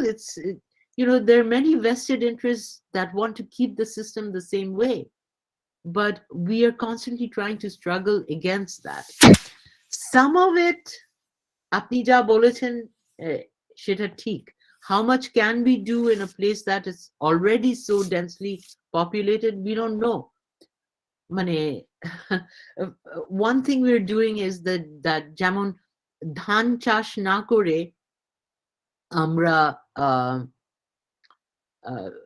অন্যান্য higher value added crops চাষ করছি. So for every acre of land, the farmer is able to earn more, and that way he will continue to farm, but it doesn't have to be rice production. So that would be one simple way, for instance. But this is a huge problem that you have mentioned, and it doesn't have easy solutions, but we are seeing the population growth drop.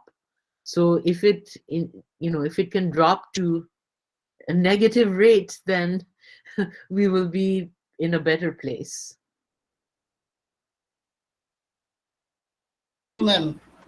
Okay, madam. Thank you.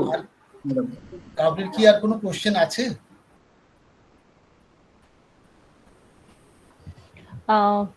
শাহানাজা, আমার একটা question ছিল, শোনা যাচ্ছে কি?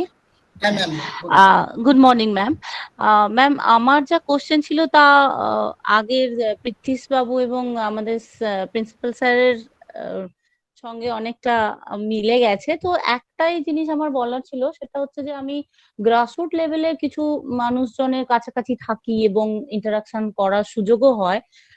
সেক্ষেত্রে মানে social আসপেক্টে একটা জিনিস একটু জানার আছে, বা এটা কিভাবে করা যায়, যেটা আমরা আমাদের লেভেল থেকে করতে পারি। যেমন আমরা অ্যাওয়ারনেস স্টুডেন্টদেরকে দিতে পারি, সঙ্গে সঙ্গে আমরা যেই সোসাইটিতে আমরা মিশছি তাদেরকে কিভাবে অ্যাওয়ার করতে পারি। কারণ আমি এরকম দেখেছি যারা হয়তো মানে চাষবাস করে গ্রামে, যেটাকে আমরা গ্রামে এখনো অব্দি আমাদের পশ্চিমবঙ্গের গ্রাম, মানে আমরা যেটা দেখেছি সেখানে এখনো এনভায়রনমেন্ট হয়তো অতটা খারাপ হয়ে যায়নি, কিন্তু এখন যে জিনিসগুলো মানে চাষের ধরন, আপনি যেমন বলছিলেন যে চাষের ধরন কিছু কিছু চেঞ্জ হয়েছে, সেখানে যখন দেখছি আমরা বুঝতে পারছি যে এটার ফলে এনভায়রনমেন্টটা ধীরে ধীরে চেঞ্জ হবে। আজ না হলেও যখন সবাই এভাবে মাসলি করবে ওই জায়গায় ওই রকম চাষ, তখন হয়তো বা ওটা ডিগ্রেডেশন বা এনভায়রনমেন্টকে ডিস্টার্ব করবে। তখন যখন আমরা কথা বলতে যাচ্ছি তখন কিন্তু রিপারকেশনটা অন্যভাবে হচ্ছে। মানে আমি বলতে চাইছি যে গভর্নমেন্ট থেকে বা কোনো রুল অ্যাপ্লাই করে করাটা হয়তো অনেক দেরি হবে, বা করলেও সেটা সবাই মেনে চলে না। আর আমরা যারা হয়তো একটু বুঝতে পারছি, যখন বলতে যাই তখন সেটা মানে রিয়াকশনটা খুব মানে বাজে হয়। তো সেই ক্ষেত্রে আমরা কিভাবে অ্যাওয়ার করতে পারি বা নিজেরাই বা অ্যাওয়ার হতে পারি?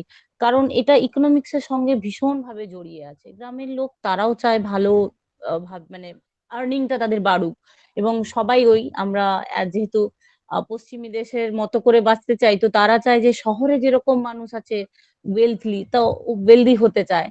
তো সেটাই সেই এক্সাম্পলটা দেয়, মানে মুখের উপর বলেই দেয়। মানে ইভেন আমার সাথে হয়েছে, মুখের উপর বললে ও শহরে তোমরা গাড়ি চলে বেড়াবে, সেখানে ধোঁয়া তৈরি করবে, এসি চালাবে, সেখানে হচ্ছে না কিছু, আর যত রেস্টোরেশন আমাদের বেলায়। তো এই জায়গাগুলো কিভাবে আমরা ইনসিস্ট করতে পারি তাদের? হ্যাঁ, ওরা তো ঠিকই বলেছে, তাই না? কারণ it is true that the higher হ্যাঁ, level of তো consumption is সেজন্য আমরা কিছু বলতে পারি না, মানে সেখানে স্টপ হয়ে যেতে হয়। কিন্তু বুঝতে পারছি যে এখান থেকে শুরু, মানে এই সুন্দর জায়গাটা নষ্ট হতে চলেছে এবার। তো সেই সেই জায়গাটা কিভাবে মানে দেখতে মানে বুঝতে পারছি, কষ্ট পাচ্ছি, কিন্তু কিছু করতে পারছি না। That is true. And at the individual level, nobody will recognize it because this is not an individual problem, it's a collective problem. So কিভাবে আমরা collectively এটা recognize করতে পারি? What is our individual contribution to this? তো আপনি যেই প্রবলেমটার কথা বলছেন, ওটা প্রথমত one can look at the surrounding and see where is the degradation. যদি সেখানকার মানুষ ভাবে যে না না না, আমার এই খালটা নষ্ট হয়ে যাচ্ছে বা এই নদীটাতে বেশি ময়লা ফেলা হচ্ছে, then perhaps they will do something about it. But you cannot preach to them from the outside to um, to do something about this when they are wanting to benefit themselves economically. There, the government can make local policies that can try to avert the pollution and yet have income generation. What will that require? That will not require agriculture with pesticides, agriculture with chemicals, agriculture with all kinds of irrigation, all of the things that are degrading the environment. It will require more organic farming. But who will do the organic farming? Perhaps, we can support that kind of organic farming. So আপনি বড় একটা general ভাবে প্রশ্নটা জিজ্ঞেস করলেন, কিন্তু this will depend on the specifics of the situation. তো আমি এই উদাহরণ তো দিলাম, যেমন যে যদি গ্রামের একজন চাষি মানে চাচ্ছে যে naturally they will want to earn more, তাদের বাচ্চা কাচ্চাকে স্কুলে পাঠাবে, ভালো চাকরি হবে। তো এগুলো কোথায় হবে? বাচ্চারা কি শহরে চলে যাবে, না will we have certain rural industries that are green, that will complement and support the move towards more nature based or organic type of farming? এখন অর্গানিক ফার্মিং শুনলে আবার অনেকে ভাবে যে এটা তো বিদেশি জিনিস নিয়ে এসছে, but it's not that. I mean, it is what we used to have before, but our problem was that ইলটা যথেষ্ট হতো না। তখন ইলটা যদি আমরা বাড়াতে চাই তাহলে তাহলে ডিগ্রেডেশনটা তো হবে। And again, I'm not a scientist, so I do not know the technology to tell you how to have good enough yield without degrading the soil. So this is where economists have to come together with scientists, and so it's a very difficult problem of collaboration. এটাকে ডেভেলপমেন্টে অনেক সময় বলে coordination failure, মানে all the different things have to come together to cause something to happen, and it's not happening because কেউ শুনছে না। আমরা যদি কেউ কিছু বলি, তারপরে people are thinking, oh, এরা তো বলবেই, কারণ এদের তো এসব, they don't have to deal with growing crops in the village, তাই না? So it has to come from national and local policy. It has to come from economists working together with scientists and policymakers. So these are large problems in every facet of life. It's not in only one area. So how do we do this? It's not a simple answer. তো জানি না আমি এটা কিভাবে আপনার উত্তরটা দিলাম বা আপনার সাথে কথা বললাম, whether it makes sense, but it's not simple. Yes, ma'am. Thank you, ma'am. Thank you one second ma'am. তো আর কাউরির যদি কোশ্চেন না থাকে, কোশ্চেন কি আছে কাউরির?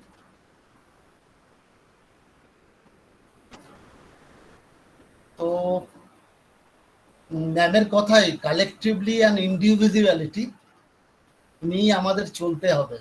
তো পরিশেষে আমি একটা বলি, কোভিড-19 প্যান্ডেমিক পিরিয়ড আমাদের অনেক কিছুই শিখিয়েছে। আমাদের এই সমগ্র যে বিশ্বের দেশগুলো, তারা সম্মিলিতভাবে এই প্যান্ডেমিককে কিন্তু মোকাবিলা করছে, আমরাও কিন্তু অনেকটা কাটিয়ে উঠেছি। তো আসুন না সবাই আমরা অঙ্গীকার করি, পৃথিবীটাকে আমরা একটু ভালো রাখার জন্য আমরা যদি প্রতিদিন একটু একটু করে যদি আমরা পলিউশন বা দূষণটাকে কমাতে পারি, তারা আমরা অনেকেই আমাদের পরিবেশটাকে রক্ষা করতে পারি। তো এই বলে আমি আমার কোশ্চেন অ্যান্সার সেশনটা শুরু করছি। আমি আমার ম্যাডাম অর্পিতা ম্যামকে বলছি পরবর্তী প্রোগ্রামটাকে চালিয়ে নিয়ে যাওয়ার জন্য। তো থ্যাংক ইউ আমাকে এই সুযোগ দেওয়ার জন্য। আমি একটা কথা বলতে চাচ্ছিলাম, যেটা হচ্ছে যে এনভায়রনমেন্টাল ডেগ্রেডেশন অনেক স্লো জিনিস, কোভিড-19 অনেক ফাস্ট জিনিস ছিল, হঠাৎ এসে গেল, অনেকে মারা যাচ্ছে, কিন্তু এনভায়রনমেন্টাল ডেগ্রেডেশন অনেক আস্তে আস্তে চলে। আপনারা যদি একটু স্পিডটা ফাস্টেন করতে চান, আপনারা বাংলাদেশে একটু ঝুমেরে এসেন, then you will be able to see how bad the city environment is. So going to other places can help. Seeing people around you can help. And remember that, the whole world is connected here. So we must come together to stop other places from going the same way. And it is an urgent situation which we do not feel the urgency for. And that is the tragedy. So আশা করি আমাদের সামনের বছরে যখন আপনারা একসাথে হবেন, ততক্ষণে কিছু কিছু ইন্ডিকেটর আগে থেকে ভালো হবে, এটাই আমি প্রার্থনা করছি। হ্যাঁ ম্যাম, কালেকটিভ ইফোর্টটা কিন্তু আমাদের সবাইকে যেমন কোভিড থেকে বেরিয়ে আসতে সাহায্য করছেন, কালেকটিভ ইফোর্ট দরকার গোটা বিশ্বে পরিবেশটাকে বাঁচানোর জন্য। এইটাই বলা, প্যান্ডেমিককে যেমন আমরা করেছি, কন্ট্রোল করতে পেরেছি, নিশ্চয়ই পরিবেশকে পারবো। আমি over to Orpita madam, please go forward. Thank you, Farida di, thank you. Sorry, মানে আদত হয়ে গেছে এমন ফরিদা দি বলার। Dr. Khan, thank you so much. This is just the beginning of trying to think of ways কিভাবে আমরা useful হতে পারি, কিভাবে আমরা একটুখানি বেশি রেসপন্সিবল হতে পারি, ইকোলজিক্যালি রেসপন্সিবল হতে পারি, সেটার একটা এফর্ট ছিল আজকের আমাদের এই আলোচনা। সকলকে ধন্যবাদ দেব, কিন্তু আমি একটা কথা একটু বলি যে আমি এই জায়গাটা একটু একটা কমেন্ট আর কি, যে এই জায়গাটা একটুখানি আমি ডিফার করি যে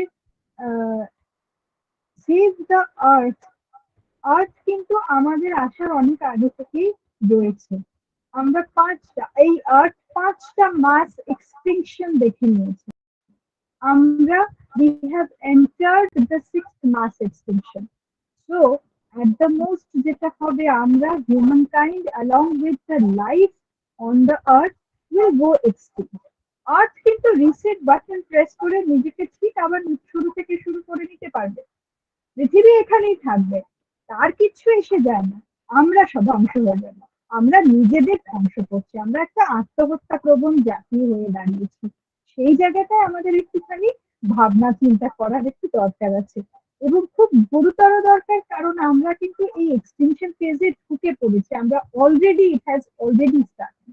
এমন নয় যে একদিন আসছে একদিন প্রলয় হবে, এটা এভাবে তো হয় না। যেমন ম্যাম বললেন যে আমরা কিন্তু অলরেডি, এটা স্লো প্রসেস, এটা চলছে, এটা শুরু হয়ে গেছে, এবং যদি আমরা সতর্ক না হই, এটা একটা ইরিভার্সিবল প্রসেস হয়ে দাঁড়াবে, আমাদের হাতের বাইরে চলে যাবে, আমরা ধ্বংস হয়ে যাবো। তো আজকের এই আলোচনাটার সূচনা ফরিদা দি জানেন, I am going to disturb her with a lot of questions later on as well. But this is an ongoing conversation that we will have. We have a lot to catch up also.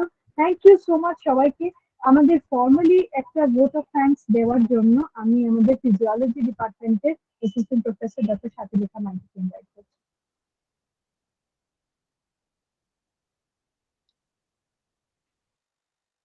শুভ সন্ধ্যা এবং ম্যামকে জানাই সুপ্রভাত। ধন্যবাদ অর্পিতা দি।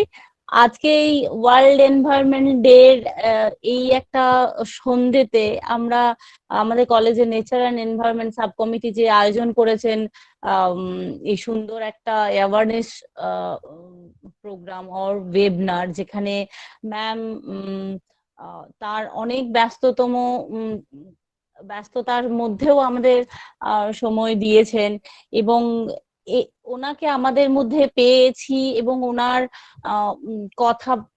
কথা এবং ওনার চিন্তা ভাবনা এই environment degradation and as well as it's restoration related যে কথা আমরা আজকে শুনলাম, তাতে আমরা সত্যিই খুব এনরিচড হলাম, এবং আমি নিজেকে ভীষণভাবে লাকি মনে করছি কি এই ধরনের একটা অনুষ্ঠানে আমি ধন্যবাদ জ্ঞাপন দেওয়ার সুযোগ পেয়েছি।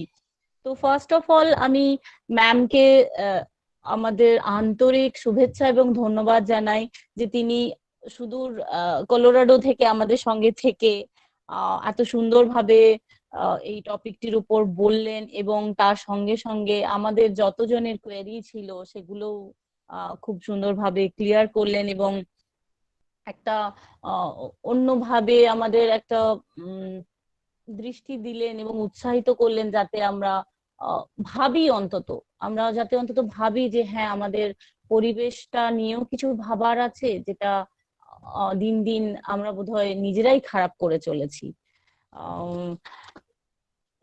আর এরপর আমি ধন্যবাদ জানাবো আমাদের মাননীয় প্রিন্সিপাল স্যার ডক্টর হরিপ্রসাদ সরকারকে, যিনি কনস্ট্যান্টলি আমাদের সঙ্গে সব সময় থেকে এবং অ্যাজ এ ক্যাটালিস্ট উনি কাজ করেন আমাদের প্রত্যেকটি অ্যাক্টিভিটির জন্য। এই প্রোগ্রামেও, এই ওয়েবিনারেও যেমন উনি আমাদের সঙ্গে ছিলেন, যার ফলে আজকের এই সন্ধ্যাটি সফল হয়েছে। তারপর IQAC coordinator doctor Sushil Kumar ঘোষকে ধন্যবাদ জানাই, যার অ্যাসোসিয়েশন এবং উৎসাহ এই ওয়েবিনারটি আয়োজনে আমাদের খুব সাহায্য করেছে। এই ওয়েবিনারের রেজিস্ট্রেশন করতে এবং পার্টিসিপেশন সার্টিফিকেট তৈরি করার জন্য আমাদের সাহায্য করেছেন ডক্টর রাজলক্ষ্মী মুখার্জি। তো ওনাকে আমাদের অনেক ধন্যবাদ জানাই। আর আজকের প্রোগ্রামে কোয়েশ্চেন অ্যান্সার সেশনটি খুব সুচারুভাবে পরিচালনা করেছেন আমাদের colleague doctor Shahnaz Alam sir. Sir আপনাকে অনেক ধন্যবাদ। আমাদের কলেজ লাইব্রেরিয়ান প্রলয় ভট্টাচার্য, উনি এই প্রোগ্রামটি ইউটিউবে ব্রডকাস্ট করেছেন। তো ওনাকে আমরা ইউটিউব ব্রডকাস্টে সবসময় সঙ্গে পেয়ে থাকি, আজও পেয়েছি। ওনাকে আমাদের আন্তরিক ধন্যবাদ জানাই। আর ডক্টর প্রখরাজ গুহ, যিনি কিনা এই ওয়েবিনারের ফিডব্যাক ফর্মটি তৈরি করেছেন, ধন্যবাদ ডক্টর গুহ। আর আজ সর্বোপরি আজকের এই যে ওয়েবিনার, যার মূল উদ্যোক্তা আমাদের কলেজের নেচার এবং এনভায়রনমেন্ট সাব কমিটির জয়েন্ট কনভেনার প্রফেসর উত্তম সরকার এবং ডক্টর অর্পিতা ব্যানার্জি, ওনাদের জানাই অসংখ্য ধন্যবাদ এবং শুভেচ্ছা। কারণ ওনারা যে সন্ধ্যাটি, যে আলোচনা চক্রটি আমাদের উপহার দিলেন, তার কোনো তুলনা হয় না। আর এরপর আমি এই কমিটির বাকি সদস্যদেরও ধন্যবাদ জানাই, কারণ তারা না থাকলে পুরো প্রোগ্রামটি সম্ভব হতো না আয়োজন করার। আর সর্বোপরি সমস্ত পার্টিসিপেন্ট, আমার সমস্ত কলিগ এবং আমাদের স্নেহের ছাত্রছাত্রী, যারা এই রকম অনুষ্ঠানের মূল কেন্দ্রবিন্দু হয়ে থাকে, যাদের জন্যই এসব আমরা করে থাকি, তো তাদের পার্টিসিপেশনটাই আমাদের বেশি উৎসাহিত করে যে আমরা যাতে এভাবে আরো কিছু অ্যারেঞ্জ করি। এবং এই ছাত্রছাত্রীরা যারা ম্যামের কথা শুনলেন, যারা কিনা আমাদের আগামী এবং ভবিষ্যৎ এবং এখন মানে প্রেজেন্ট অ্যান্ড ফিউচারের এনভায়রনমেন্ট রেস্টোরার, তাদেরকে আমি অনেক ধন্যবাদ জানাই যে তারা আজকে পার্টিসিপেট করেছে। সব শেষে আমি আরেকবার প্রফেসর ফরিদা খানকে আমার আন্তরিক ধন্যবাদ জানিয়ে এখানে ভোট অফ থ্যাঙ্কস পার্টি আমি শেষ করছি। ধন্যবাদ। I would ask our principal, Dr. Hariprasad Sarkar, sir, if you could just give us some concluding remarks, and then we can conclude this program. Professor Farida খানকে অনেক অনেক ধন্যবাদ, আপনাকে নমস্কার জানাই। আপনি অনেকক্ষণ ধরে আমাদের মধ্যে অনেক কিছু বিষয় আলোচনা করলেন। এর সঙ্গে আমাদের সঙ্গে যারা আছেন বাকিদের তো অবশ্যই ধন্যবাদ আমি জানাবো। ফাইনালি আপনার কাছ থেকে কিছু উপদেশ আমরা পেতে চাই, যেটা আপনি আমাদের এনভায়রনমেন্ট সাব কমিটিকে দেবেন, যেটা আমাদের কলেজের পক্ষ থেকে আমাদের কি কি করণীয় আছে, যেটুকু আমরা করতে পারি আমাদের লিমিটেশনের মধ্যে, এইটুকু যদি বলে দেন তাহলে আমরা অনুষ্ঠানটা শেষ করে নেব। কাইন্ডলি যদি কিছু বলেন, কিছু উপদেশ দেন। অর্পিতা আছে। আমি তো এখন আপনাদের পার্টিকুলার সিচুয়েশনটা জানি না, সুতরাং আমি বলবো যে আপনাদের প্রত্যেকটা ডিপার্টমেন্টে যদি আপনারা কিছু একটা কোন রকম এনভায়রনমেন্টাল ইনিশিয়েটিভ নেন এবং প্রত্যেকটা ডিপার্টমেন্ট যাতে কোলাবোরেট করে ইন্টারডিসিপ্লিনারি ভাবে এনভায়রনমেন্টাল মানে এনভায়রনমেন্টকে রিসার্চ করে, স্টাডি করে এবং পড়ায়, that will be a very good initiative for you to have environmental issues present in your courses and to have the different disciplines come together to collaborate on this matter. So students, of course, can have their environmental clubs, but it should not be in one place, it should be everywhere. And the entire university should have as one of its mission to do something to protect the environment around your locality and area. আমরা যেমন কলোরাডোতে we're very big on in the environment and sustainability. University of Colorado is famous for its environmental initiatives. This happens with the way that everybody lives in the campus. আমাদের office কিরকম, আমরা কোথায় কাগজ ফেলি, আমরা কোথায় বাতি নিভাই, আমরা কোথায় হাঁটি, every aspect of our life. আমরা কিভাবে আসি ইউনিভার্সিটিতে, আমরা গাড়ি চালানো কমাতে চেষ্টা করি, বাসে আসতে চেষ্টা করি, সাইকেলে আসে মানুষ. So it is in every aspect of our campus. I would advocate for building an environmentally sustainable campus such as that in your case, and trying to promote that in every way that you can. Thank you. Thank you, madam. Thank you so much for your kind advice. আমার মনে হয় আমাদের nature environment sub committee যারা আজকের এই উদ্যোক্তা, তারা আপনার এই মূল্যবান পরামর্শগুলো নেবেন এবং আমাদের কলেজে এগুলো যথাযথভাবে ইমপ্লিমেন্ট করবেন, এবং আমি তাদের সাথে থেকে এগুলো আমি নিশ্চয়ই সহযোগিতা করব। সকলকে আরেকবার ধন্যবাদ জানিয়ে আমাদের এই ওয়েবিনার আজকে এখানেই শেষ করলাম। নমস্কার, সবাই ভালো থাকুন, পরিবেশটা আমরা সবাই ভালো রাখার চেষ্টা করি। ধন্যবাদ ম্যাডাম, ভালো থাকুন। Thank you so much. Thank you. Ashi or people. ওকে, আবার দেখা হবে।